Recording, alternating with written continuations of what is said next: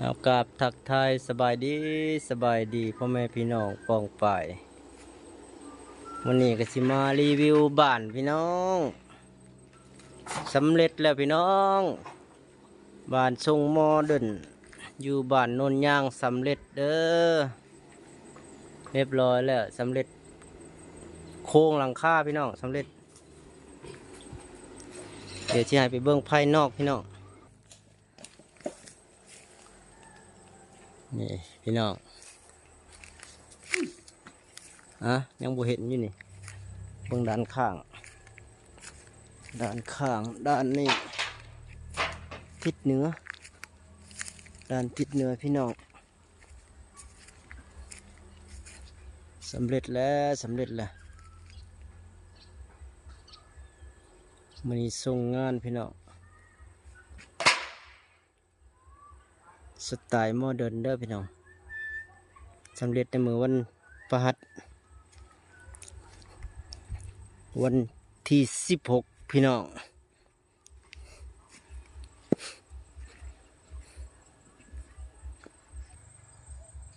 นี่งามบ่พี่น้องนี่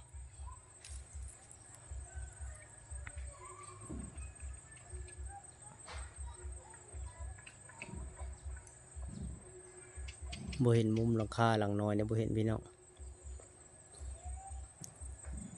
อันนี้คือสไตล์โมเดิร์นเด้อพี่น้องได้สำเร็จเสร็จสิ้นไปแล้วภาคหนึ่ง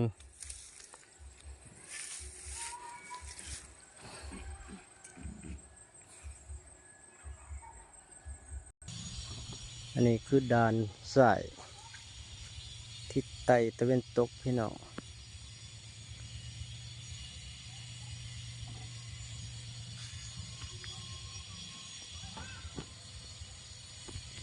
งาน2 คนพี่น้อง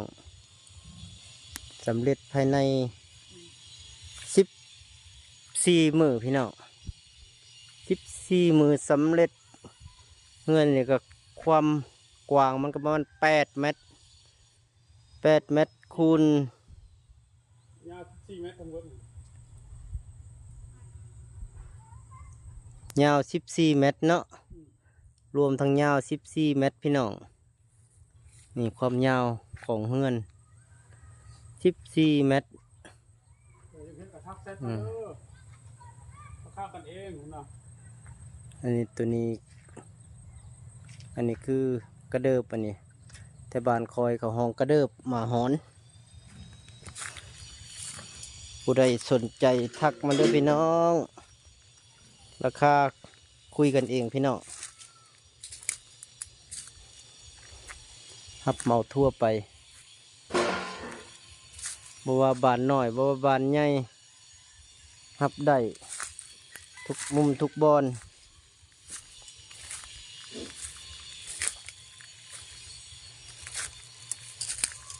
มาเลาะเบิ่งทาง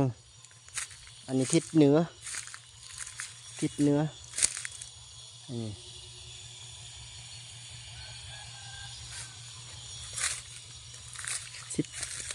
15 วัน2 คน2 สร้างได้สำเร็จเสร็จสิ้นไปแล้วขั้นตอนหนึ่งพี่น้องอันนี้คือเจ้าของเฮือนเพิ่นจางโครงหลังคาเด้อพี่น้องเพิ่นจางโครงหลังคาอันนี้รวมแล้วบ่แม่น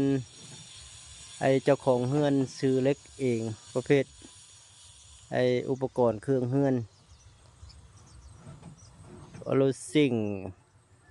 ไอไม้ฝาเชล่าเจ้าของเฮือนเฮ็ดทุกอย่างพี่น้องเจ้าของเฮือนซื้อทุกอย่างแต่อุปกรณ์สร้างมีแต่เครื่องจอดประเภทอุปกรณ์เป็นสวรรค์แม่นของสร้างผู้ใดสนใจทักมาเด้อทักมาทางเพจทางไลน์ทาง YouTube ก็ได้พี่น้องเอาซ้ำนี้ก่อนเด้อพี่น้องเด้อ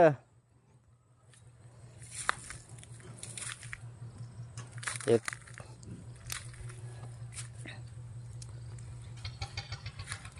หอยสร้างเก็บหลักเครื่องแล้วบ่สร้าง เก็บเครื่องเก็บของแล้วบ่นี่ ของอะไร โอ้สำเร็จเช็ดจินและติ จบแล้ว จบแล้วภายในหลังคาเนาะ เดี๋ยวก็ว่ากันไม่งบหน้า พบหน้า ติดตามส้ม EP หน้าคุณว่า อีทีหน้า กันไม่ ไฟก็ไก่พี่น้องผู้จากหลักผู้เอาไฟก็ได้ ไฟอยู่ไก่ไฟบ่แห้งก็จบเพียงเท่านี้พี่น้องขอบคุณบกขอบใจ